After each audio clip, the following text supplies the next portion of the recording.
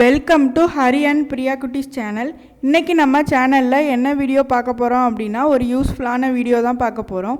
நம்ம வேண்டான்னு தூக்கி எறிகிற இந்த முட்டை கூடை வச்சு தான் நம்ம இன்றைக்கி யூஸ்ஃபுல்லான சில டிப்ஸ் பார்க்க போகிறோம்.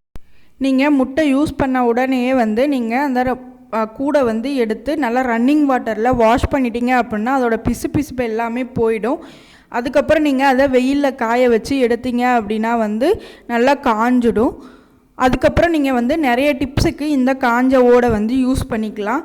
ஸோ வாங்க ஃபர்ஸ்ட் டிப் என்னன்னு பார்க்கலாம். ஃபர்ஸ்ட் டிப் என்னன்னு பார்த்தீங்கன்னா, இந்த மாதிரி கிச்சனில் யூஸ் பண்ணுற சிசர்லாம் பார்த்தீங்க அப்படின்னா நல்லா மரத்து போயிடும், ஷார்ப்னஸே இல்லாமல் இருக்கும்.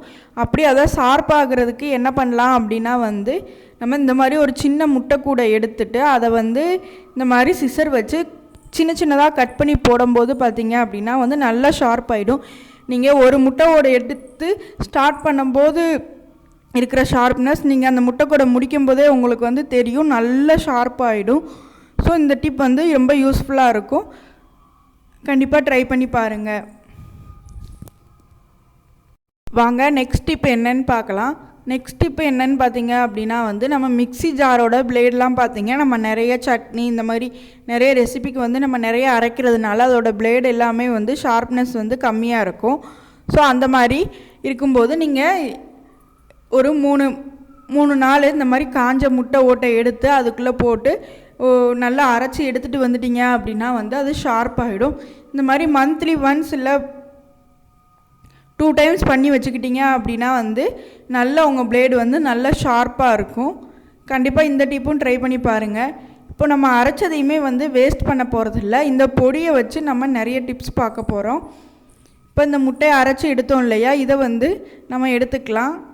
எடுத்துகிட்டு இதோட நான் 1 ஸ்பூன் பேக்கிங் சோடா சேர்க்க போகிறேன். இந்த முட்டை ஓடு பார்த்திங்க அப்படின்னா நிறைய க்ளீனிங் பர்பஸுக்கு யூஸ் ஆகும். பேக்கிங் சோடா எடுத்துகிட்டு அதில் ஒரு அரை லெமன் நல்லா புழிஞ்சு விட்டுற போகிறேன். ஸோ அது ரியாக்ட் ஆகி இந்த மாதிரி பொங்கி வரும். ஸோ இப்போ இதை நம்ம ஒரு க்ளீனிங் பர்பஸ்க்காக யூஸ் பண்ண போகிறோம். நம்ம நான்ஸ்டிக் குக்கரில் நார்மல் குக்கர் எதுனாலும் பார்த்திங்க, குக்கர் இந்த மாதிரி கடாய் இல்லை தவா இந்த மாதிரி எதுலேயுமே பார்த்திங்க அப்படின்னா பின்னாடி பார்த்திங்க அப்படின்னா நல்லா ஒரு மாதிரி அழுக்காக இருக்கும், கருப்பாக. அந்த இதை அந்த அழுக்கை நீக்கிறதுக்கு தான் நம்ம இந்த முட்டை ஓடை யூஸ் பண்ண போகிறோம். பாருங்கள், நான் இந்த ஒரு குக்கர் எடுத்திருக்கேன். குக்கரோட பேக் சைடு பாருங்கள் எவ்வளோ ஒரு அழுக்காக இருக்குது அப்படின்னு. யூஸ் பண்ணி நல்லா கருப்பாயிடுச்சு.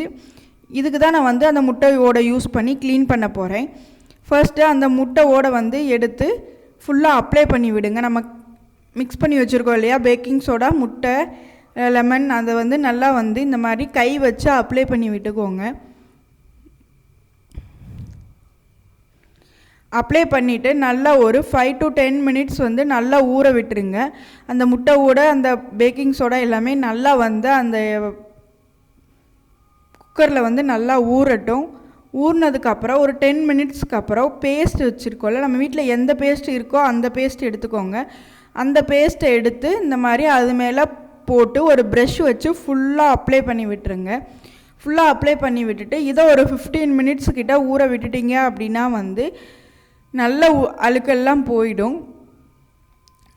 இப்போ ஊறி எடுத்துகிட்டு வந்துட்டேன். இப்போ இதை ஒரு ஸ்டீல் ஸ்க்ரப்பர் வச்சு நல்லா தேய்ச்சி எடுத்தீங்க அப்படின்னா நல்லா எல்லா அழுக்குமே போயிடும். பாருங்கள், நான் தேய்ச்சி எடுத்துகிட்டு வந்துட்டேன். அழுக்கு அதிகமாக இருக்கிறதுனால ஸ்டீல் ஸ்க்ரப்பர் தான் யூஸ் பண்ணி தேய்ச்சி எடுத்துட்டேன்.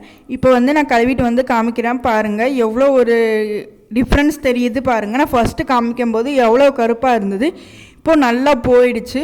ஸோ இந்த மாதிரி முட்டைக்கூடை பயன்படுத்தி இந்த மாதிரி நீங்கள் இப்போ நான்ஸ்டிக் கடாய் இந்த மாதிரி இருக்கிற அதுக்கு பின்னாடி இருக்கிற கரையெல்லாம் நீங்கள் ஈஸியாக நீக்கிடலாம்.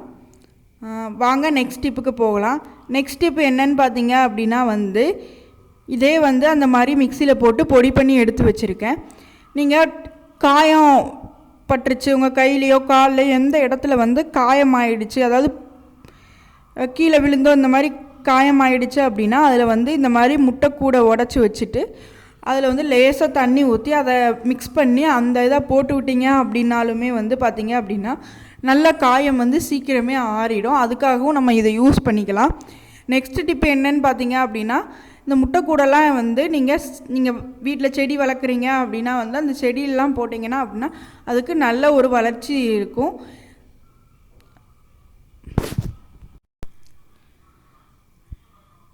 கண்டிப்பாக இந்த டிப்ஸுக்கெல்லாம் வந்து முட்டை ஓட ரொம்ப யூஸ்ஃபுல்லாக இருக்கும்.